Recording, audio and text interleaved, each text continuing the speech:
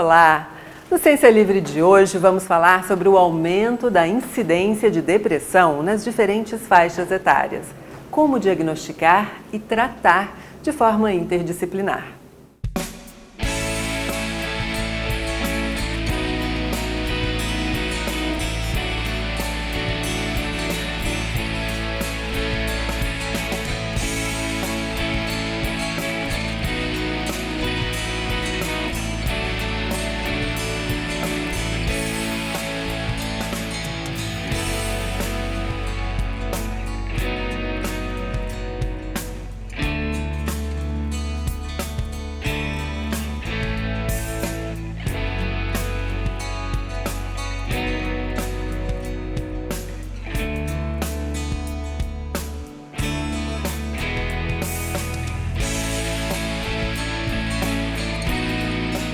Nesta edição, o Dr. Ben Schmidt conversa com psicólogo e psicoterapeuta especialista em depressão e sexualidade, Ângelo Monesi. Vamos lá? Nessa 29ª edição do programa Ciência Livre, com toda sinceridade, é uma imensa honra receber um amigo, psicólogo, psicoterapeuta, bárbaro, Ângelo Monesi. Muito obrigado por ter aceito estar conosco essa tarde. Obrigado pelo convite. Seja bem-vindo. E, Ângelo, para aproveitar o máximo de tempo que a gente tem junto, já logo de cara, eu olho descer daqui no Jardins, a rua Dr. Melo Alves, e vejo tanta gente olhando para baixo, mesmo de noite com o céu estrelado, vejo tão poucas pessoas olhando para as estrelas e sinto que nós vivemos um momento de uma depressão epidêmica, mas só aqui na Melo Alves, não só aqui em São Paulo, mas me parece que no mundo inteiro. Isso é verdade? Isso é verdade, Beni, você tem toda a razão. As pessoas, de maneira geral, hoje têm muita dificuldade de lidar com os problemas. A situação atual da realidade que a gente vive, essa imersão que a gente tem em tecnologia, tudo o que está acontecendo na dificuldade que as pessoas têm de lidar com frustração. Então, hoje, a gente tem a depressão como um índice epidêmico, na nossa realidade e no mundo todo. Só para você ter uma ideia, nos últimos 10 anos, a depressão é uma doença que cresceu no mundo em torno de 18%. Em 10 anos, é muita coisa para um período muito curto. E, Ângelo, qual a sua leitura das causas que valem a pena serem citadas para os telespectadores? O que vale a pena dizer para as pessoas que estão com a gente aqui, que vão ficar com a gente durante um mês? O que vale a pena? Quais são as principais causas que você gostaria de falar? De listar. Então, assim, acho que a gente pode separar basicamente dois tipos de causas para a depressão. Você tem as causas orgânicas, que na verdade são alterações de neurotransmissores, que todo mundo sabe sobre dopamina, serotonina, etc. E a gente sabe que são alterações orgânicas presentes nas pessoas depressivas. Só que a gente tem também as causas psicológicas, que são, na verdade, ou internas, que muitas vezes a depressão se manifesta internamente, é uma coisa que vem de dentro, que a gente chama isso de endógeno, e você tem a depressão causada por fatores externos, que é a depressão exógena, ou seja, a pessoa passa por um momento de dificuldade, passa por uma situação mais difícil, e aí ela começa a apresentar um quadro depressivo, a partir de um luto, de uma perda, de uma frustração, de uma tristeza. E, Ângelo, do ponto de vista psicológico, como você dá um diagnóstico preciso de depressão? Não, esse meu paciente, ele tem depressão. Quais são esses critérios? Então, do ponto de vista ético, na realidade que a gente vive, esse diagnóstico hoje cabe ao médico, Beni. Normalmente é o psiquiatra, que é o profissional, que vai atender esse paciente, vai dizer, esse paciente está com depressão. A gente sabe que a desmotivação de maneira generalizada, quando a pessoa não tem motivação, libido para nada, não tem libido sexual, não tem libido para trabalho, não tem motivação para começar o dia ou para enfrentar as coisas. E muitas vezes essas pessoas não têm sequer causas possíveis, que você olha assim e fala, puxa, mas por que você está deprimido? Então, isso hoje é uma questão que a gente vai enfrentando no consultório, que é justamente orientar essas pessoas. Agora, de maneira geral, hoje a incidência de depressão aumenta por uma série de fatores, é multifatorial o que acontece. É desde o avanço da tecnologia, as famílias com muita dificuldade de relacionamento, todo mundo senta na mesa para comer e está lá com o seu dispositivo portátil, conversando às vezes um com o outro, com alguém que está ali. Então isso, na verdade, você percebe que a perda da qualidade de relacionamento vai levando as pessoas cada vez mais ao isolamento. Perfeito, Ângelo. Eu estava pensando aqui, quando você falou que às vezes a gente não vê causas, né? Que a gente tinha pedido para listar, para falar sobre elas, mas eu fico pensando, porque é mais fácil, pessoalmente, entender a depressão depois na vida mais um pouco para frente, né? Na vida de um idoso. Agora, eu sinto nas ruas uma depressão em pessoas muito jovens, que têm uma vida inteira pela frente, e eu fiquei pensando se teria alguma relação. Existe uma intensidade de vida digital muito grande no mundo inteiro, né? O mundo está interconectado fortemente. Então, isso no jovem a gente observa. Benino, cá entre nós, né? Nós somos a última geração que inventava os próprios brinquedos. A gente pegava as coisas e inventava coisas para brincar. Hoje o brinquedo vem pronto. A tecnologia hoje em dia traz o brinquedo já praticamente pronto para ser usado. E você formata toda a forma lúdica que o jovem tem de trabalhar. Então é interessante, quando a gente começou a ver tecnologia, Beni, a gente já tinha uma estrutura formada e esses jovens estão cada vez mais expostos a isso. Então a depressão infantil, inclusive na criança, vai aumentar de maneira estrondosa. Na Inglaterra, hoje a gente tem mais de 3.000 crianças abaixo de 3 anos, tomando medicamento tarja preta porque já são viciados em iPad. Imagina o que esses jovens vão se tornar na adolescência, depressivos e dependentes. Então, a depressão tende a ser a doença que vai mais crescer. A ideia é que em menos de 10 anos vai ser a doença mais incapacitante e que vai tirar as pessoas do trabalho. Agora, Ângelo, você falou numa criança de 3 anos medicada, né? Você acha que um terapeuta, ele trabalha em conjunto com a psiquiatria utilizando medicação?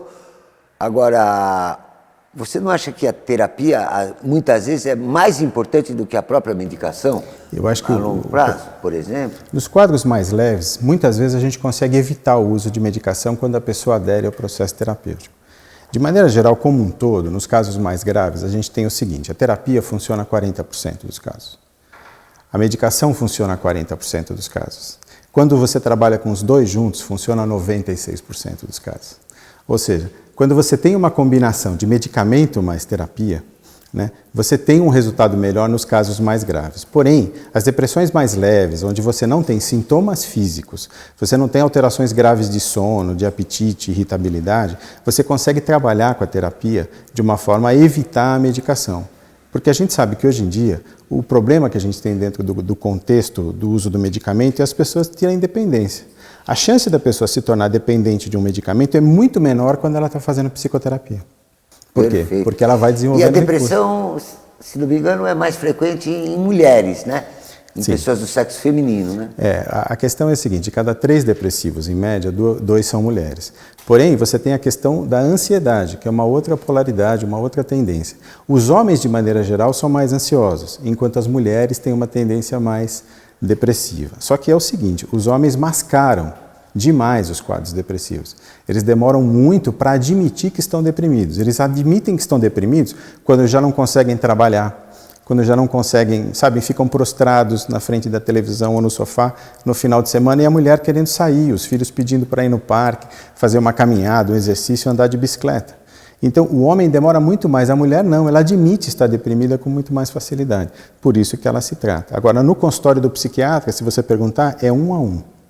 Só que de cada 2 mulheres deprimidas, uma vão procurar tratamento. O homem não. A maioria dos homens com depressão procura tratamento. Por isso que no consultório do psiquiatra fica 1 a 1. Mas uma mulher fica em casa e não vai procurar tratamento. Bem interessante, Ângelo. É uma dinâmica. O homem é um ser ansioso, né? De maneira geral, mais ansioso que a mulher. E a mulher, de maneira geral, não sei se por ser trabalhar mais a sensibilidade, estar mais preocupada com a dinâmica da casa, com a dinâmica da família em si, aí ela acaba muitas vezes pegando esses aspectos depressivos. E um pouco também da dificuldade que é hoje em dia você tocar uma família, né, Beni? Você que é casado, tem filhos, eu também, quer dizer, a gente sabe que hoje em dia... É difícil tocar uma família, Ângelo? Eu achei que era tão fácil. Não, essa é uma questão, porque a mulher normalmente está lidando com o dia a dia e ela tem uma visão mais do todo. Então eu vejo, por exemplo, lá em casa, muitas vezes a minha esposa me chama para conversar, fala, vamos sentar aqui e trocar algumas coisas. E a tocada da família depende hoje muito da comunicação. E a nossa comunicação hoje fica pervertida, né, de um monte de jeito. A gente fala as coisas achando que o outro já entendeu, né? Puxa vida, que bonito que você está falando. Uma vez eu li a respeito de uma comunicação, como é que chama? Comunicação agressiva. Isso está descrito na literatura, acho que Marshall. E isso ocorre muitas vezes intrafamiliarmente, né? Uma resposta agressiva gera, uma atitude agressiva gera uma resposta agressiva, né? Exatamente. Por isso que eu acho que os casais precisam tomar muito cuidado quando elas vão lidar hoje em dia com os problemas familiares. Normalmente a dinâmica lá em casa, não estou dizendo que seja o melhor jeito, mas é como a gente faz. Quando sentamos então, marido para e mulher conversar... não podem se xingar, né? Não pode. Eles Comunicação... são um só, né? Eles estão xingando o próprio time, né? Não, até porque dói na gente, né? Nosso coração tem uma reforma agrária onde está escrito lá, minha mulher. Toda vez que eu machucá-la, eu vou machucar a mim também. Eu vou machucá-la, mas vai doer em mim. Vocês são um time só, né? É o mesmo time. É o mesmo time. E o que a gente faz normalmente é puxar uma questão do estacionamento por vez. Então, às vezes, você tem que levar questões ou problemas para um grande estacionamento, você tranca lá. Aí, quando o clima está bom, você puxa um queijo, um vinho, bate papo, começa a conversar. Fala, vamos trazer uma questão do estacionamento? Aí a gente pega um probleminha e discute um por vez. E assim, vamos tentando tocar, mas hoje para a família, se a gente perde esse olho no olho, esse contato, essa capacidade de conversar com as pessoas, de interagir, de ter esse olho no olho, no casal não dá. E os casais que têm mais dificuldade, normalmente são aqueles casais já com 10, 20 anos de casado, né? Que fica muito naquela, eu não vou perguntar para ela o que ela pensa, na verdade, eu já sei o que ela vai falar, né? A gente cai nessa ilusão de já saber o que o outro pensa e esquece que no casamento o segredo é você reinventar a sua parceria todo o tempo, né? Como é que você consegue viver com uma pessoa por muitos anos? Você não vai viver com a mesma pessoa. Você que tem que ir reinventando essa pessoa com você mesmo. Você tem que se surpreender, você não pode perder a capacidade de olhar nos olhos do outro e ver o que há de novo, né? Ainda que seja uma ruga, né? Mas sempre se surpreender com o novo. E está melhorando a qualidade do relacionamento. Quando você faz isso, você preenche o espaço com alegria, com conversa, com social, aí nem a tristeza nem a depressão entra nem no seu casamento nem na sua vida. A depressão, Beni, do ponto de vista psicológico, ela entra sempre no espaço da nossa vida que a gente não ocupa. Se você não ocupa um espaço afetivo dentro da sua vida, se você deixa um vazio acontecer ali, a depressão vem e usa isso. Existe uma regra que diz que não existe vazio no mundo espiritual. Puxa, você está falando tão bonito, Ângelo. Posso dar uma palavrinha? Você me permite? Eu queria falar uma coisa bonita que eu ouvi dentro da sinagoga para te acompanhar nessa beleza de palavras que você está falando, nessas dicas que você deu no casamento. Eu que estou casado há 31 anos, Ângelo, então posso compreender bem as suas palavras, mas o Rabino contou que uma vez um judeu ele sonhou, tinha um tesouro enterrado debaixo de uma ponte, numa cidade muito bonita, na Escócia, não me lembro, uma cidade muito bonita, e pegou uma pá e foi lá desenterrar esse tesouro que ele tinha sonhado. Quando ele chegou lá, já tinha um monte de guardas ali debaixo da ponte, mas ele ligou para a esposa dele e começou a cavocar e cavar o buraco lá mesmo, e foi conversar com o guarda e falou assim, olha, o senhor me desculpe, mas eu tive um sonho muito forte, tem um tesouro enterrado aqui debaixo da ponte e eu sou compelido a desenterrar. E o guarda, isso que o guarda responde para ele da seguinte maneira, que estranho, eu também tive um sonho. Eu sonhei que havia um cara aqui hoje que ia me contar exatamente o que o senhor me falou, mas que ele, na verdade, esse cara que eu sonhei, tinha um tesouro escondido debaixo da lareira da própria casa dele. O que isso significa, Ângelo? Às vezes as pessoas ficam querendo procurar ouro pelo mundo afora e se esquecem o próprio ouro que nós possuímos dentro de nós mesmos por uma vontade divina e de enxergar essa migalha divina. Então, e cada um de nós, só de estar aqui, já possui essa luz. E eu me lembrei dessa história por essas palavras bonitas que você estava falando sobre depressão e ansiedade, a depressão preencher um espaço, porque a vida tem que ser tratada como algo muito sagrado, né, Ângelo? Sim. De a gente estar presente com saúde aqui, fazendo essa edição do programa Ciência Livre, já é um belo de um presente. Sim. No que consiste uma terapia, doutor Ângelo? Na verdade, a terapia é um processo de autoconhecimento, onde a pessoa faz uma revisão serena da própria biografia. Então, assim, quanto mais você toma consciência da sua própria história, mais você ouve isso. A terapia é, antes de mais nada, um processo iniciático, de você poder ir para um lugar, como se fosse uma caverna, e você sentar nessa caverna e chegar alguém que te acolhe e que te oferece alguma coisa quente e começa a te contar uma história que, na verdade, é a sua própria história. A revisão serena da própria biografia faz as pessoas tomarem consciência de quem elas são. E esses vazios que as doenças usam para entrar vão sendo preenchidos por você mesmo. O vazio está sempre no nosso dia a dia, Beni. Se eu percebo que alguma coisa pode dar errado e eu não faço nada, eu estou deixando que o meu não-eu atue. Eu percebi, vou lá e faço. Eu percebi que aquela pessoa precisa de um abraço, eu vou lá e dou um abraço. Eu não deixo o espaço acontecer. Se eu não permito e fico presente 100% naquilo que eu estou fazendo, porque esse é o grande desafio das pessoas hoje, é permanecerem 100% presente naquilo que elas estão fazendo. Então, se você está presente, você está inteiro, você não abre espaço. A depressão e a ansiedade não entram. A depressão e a ansiedade vão permear a nossa vida toda vez que a gente abrir um espaço em que a gente não está presente e inteiro no que está fazendo.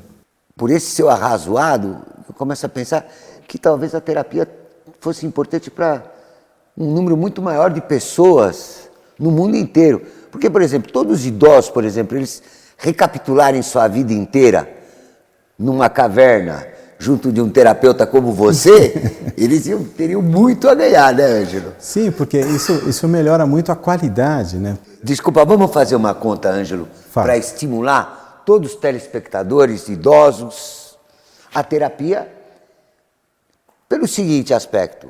Hoje, nós na literatura chamamos de idoso a partir de 60 anos.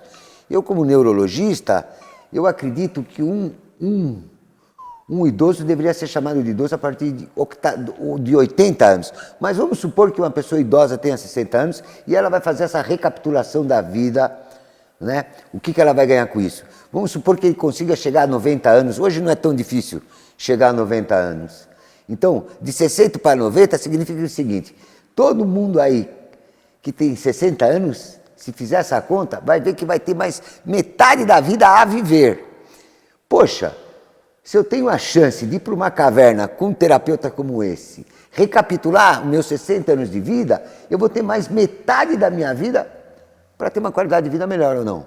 Sim, e vou te dizer mais, eu tenho clientes no consultório, tem uma cliente de mais de 90 anos que ela vai toda semana à terapia. E ela não cansa exaustivamente de revisar a própria biografia. E eu acho isso sensacional, sabia? A pessoa ter essa capacidade de revisitar. Eu vejo pacientes com 70 que eu peço para o médico avaliar, outro dia me devolveu dizendo, é o homem mais saudável que eu já vi na minha vida, com 70 anos. Né? Então, assim, por quê? Porque essas pessoas, de fato, se mantêm presentes, elas estão inteiras. A depressão, ela vem e se aproxima quando você deixa que abra um vazio dentro de você. Se você não permite que abra esse vazio dentro de você, você se preenche com a sua história, com a sua biografia, com as suas risadas. Um dos segredos que a gente sabe que hoje a terapia ajuda muito as pessoas a se curarem da depressão é você também aprender a rir de si mesmo. Sabe? Rir das coisas que você faz, rir das coisas que acontecem. O riso espanta o medo. O medo não pavimenta a estrada para a depressão entrar na sua vida. Ou seja, mantendo isso fofo, mantendo alegre, aprendendo a rir das suas estrepulias, das coisas erradas que você faz. Mas, Beni, você tem toda a razão, isso não tem. Envelhecer é uma coisa que está na cabeça, não está na idade. O adoecer não está na evolução natural, mas sim o quanto eu permito que o meu coração se encha de vazios. É isso que acontece. Então, se eu manter meu coração preenchido, a doença não chega. Vamos repetir isso. Dessa vez, nós vamos repetir. Dizendo que assim, você está preenchido de si mesmo, você não abre espaço dentro do seu coração para que nada entre.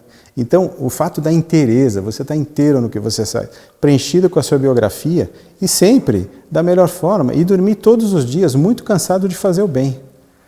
Então, com essa sensação boa e preenchido, não tem espaço que a depressão possa entrar. A depressão é também uma forma de desesperança, sabe? As pessoas vão perdendo a esperança no futuro. Lembra, a gente já falou sobre isso. A depressão é uma tríade cognitiva. Você tem uma visão negativa de si mesmo, uma visão negativa do mundo e uma visão negativa do futuro. Toda vez que você fecha as portas para essas três coisas, você está fechando a porta para a depressão. E, Ângelo, eu conheço um psiquiatra, aliás, que eu gosto muito dele, lá da Escola Paulista de Medicina, e ele faz terapia.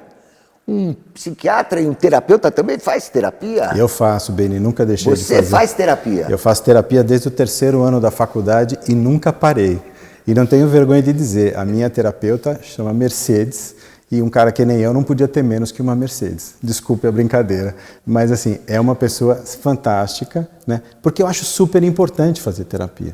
As pessoas precisam, né? O meu primeiro analista, Beni, me disse assim: Ângelo, terapia é um tomate analisando o outro tomate. Eu levei um tempo para entender essa senha, mas no fundo é o seguinte: você só consegue ver no seu paciente aquilo que você já descobriu em você mesmo.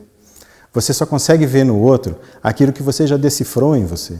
Eu me considero uma pauta que eu vou passar a minha vida inteira me decifrando. Por isso eu sempre quero alguém de braço dado, me ajudando a me descobrir. Porque quanto mais eu me descobrir enquanto pessoa, mais eu vou conseguir ajudar as outras pessoas. E vou te dizer mais, isso vale para o médico, hein? O médico que faz terapia e se trabalha. Eu trabalhei com grandes médicos, você é a melhor experiência que eu estou tendo hoje, mas eu trabalhei com muita gente. E esses grandes médicos, todos eles que eu trabalhei, que hoje são professores doutores, faziam terapia. Então eu vejo muito a necessidade também do médico. E melhor ainda, perdão, quando for com uma Mercedes. Quando puder ser uma... Eu acho fantástico. Um detalhe para você, Mercedes, do Ciência Livre. Parabéns. Então, assim, eu gosto do processo terapêutico, nunca parei, fui mudando de modalidades de terapia e eu acho que isso é importante para a gente ir se descobrindo. É uma coisa que é bom. Agora, o bom da terapia, eu te falo, é quando a gente não está doente. Quando você está com depressão, a terapia é imprescindível. E quando você não tem depressão, ela é ótima para você poder crescer e se desenvolver. Ser um pai melhor, ser uma mãe melhor, ter uma família melhor, ter mais amigos. Tudo isso vai te blindando ao longo da vida, que vai fazendo a nossa existência fazer sentido. Sabe? A nossa existência vai muito disso. A nossa vida espiritual está muito pautada na questão de você ter amigos. Eu sempre falo, eu quero envelhecer tendo bons amigos e bons joelhos, porque os meus joelhos vão me levar até os meus amigos. E eu preciso muito disso, eu quero me locomover, e a minha vida social hoje, para mim, é a materialização de como eu me sinto. Se eu tenho uma boa vida social, eu também sei que a minha vida espiritual vai muito bem. Essa é uma preocupação que eu tenho. Perfeito. E eu sei que você também tem muitos amigos. Então seria, Ângelo, muito bom a gente ser arauto desse pedido, né? Porque na minha geração, Ângelo, a gente ia para um terapeuta, para um psiquiatra, somente quando a gente estava doente ou muito desesperado, né? Chamava-se que o cara era louco. É. E as pessoas não têm, acho que até hoje, a ideia de que o gostoso de ir no terapeuta é justamente quando você está bem. Porque você aproveita mais, você não está levando uma crise para aquele momento. Você justamente vai lá e tem um processo sereno, tranquilo. Você não vai encher o saco do terapeuta, né? Mas isso você tem razão. As pessoas tinham muito preconceito antigamente com a questão, nossa, está indo num terapeuta, você é doido, você é maluco. E não é. Na verdade, hoje as pessoas reconhecem o quanto isso ajuda. O quanto as pessoas do trabalho são aconselhadas aí para a terapia para melhorar a performance profissional. No consultório, tem muita gente vem procurando o que a gente chama de counseling. O counseling é uma mistura de terapia com coaching. E isso ajuda muito a pessoa, porque às vezes ela tem vistas a uma melhora profissional, mas tem que melhorar como pessoa. Tem que fazer o mergulho. E hoje isso é fundamental, inclusive para as pessoas crescerem profissionalmente. Como os telespectadores devem estar percebendo, essa é uma conversa que pode durar uma noite inteira. Só precisava faltar um pouquinho, um copo de vinho aqui. Mas eu queria que você deixasse para nós Ciência Livre, te agradecendo de novo por ter vindo. E uma mensagem, Ângelo, para os jovens brasileiros, uma mensagem otimista, seguindo toda essa conversa otimista, né, iluminatória, que você gostaria de deixar para os brasileiros como a gente. Olha, eu vou, na verdade, me orientar da seguinte forma. Meu padrinho espiritual, um dos que eu gosto muito é o Ariano Suassuna. E ele falava assim, Se você for pessimista, você é um sujeito que já desistiu de si mesmo. Então não vale a pena. Se você for otimista, não siga por essa linha porque você é ingênuo demais. Eu gosto de me definir como o Ariano se definia. Na verdade, um realista esperançoso.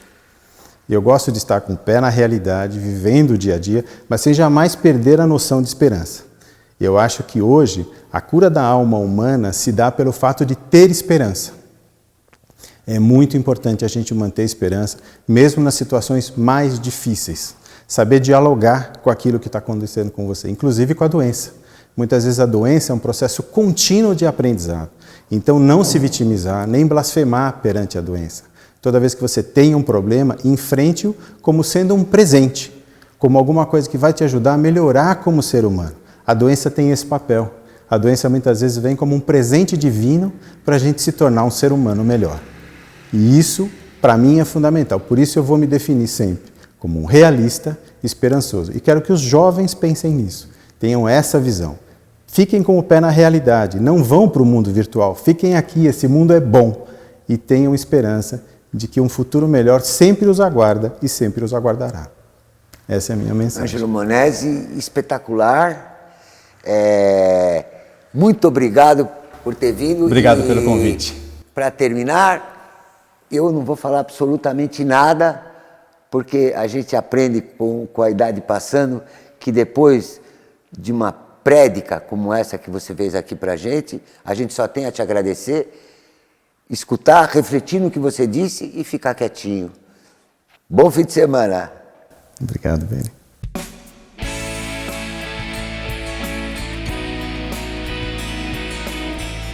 Mais informações e outras edições do Ciência Livre você encontra no site programaciencialivre.com.br.